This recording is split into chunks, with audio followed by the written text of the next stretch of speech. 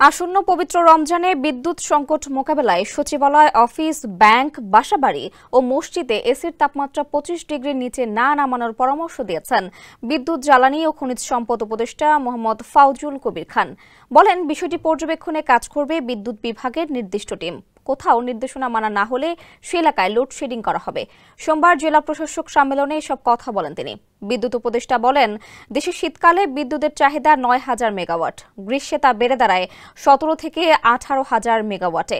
মূলত সেচ ও এসির ব্যবহারে গ্রীষ্মে খরচ হয় এত বেশি বিদ্যুৎ। সেচ যেহেতু খাদ্য উৎপাদনের সঙ্গে সংশ্লিষ্ট, তাই সরকার এটিকে সর্বোচ্চ অগ্রাধিকার দিচ্ছে। তবে এসির ব্যবহার পরিমিত মাত্রায় নামিয়ে আনা গেলে কয়েক হাজার মেগাওয়াট বিদ্যুৎ সাশ্রয় করা সম্ভব বলে মনে করেন বিদ্যুৎ, জ্বালানি ও খনিজ সম্পদ উপদেষ্টা। এ সময় উপদেষ্টা আরও বলেন, অন্তর্বর্তীকালীন সরকার দায়িত্ব নিয়েই একটি ভঙ্গুর অর্থনীতি পেয়েছে। বিপুল অর্থ পাচার হওয়ায় বিদ্যুৎ ও জ্বালানির মূল্য পরিশোধে সরকারকে বেগ পেতে হচ্ছে। এমন পরিস্থিতিতেও আসন্ন রমজানে বিদ্যুৎ সরবরাহ স্বাভাবিক রাখার সব রকম আয়োজন করেছে সরকার। এমনটাই জানান বিদ্যুৎ, জ্বালানি ও খনিজ সম্পদ উপদেষ্টা মোহাম্মদ ফাউজুল কবির খান।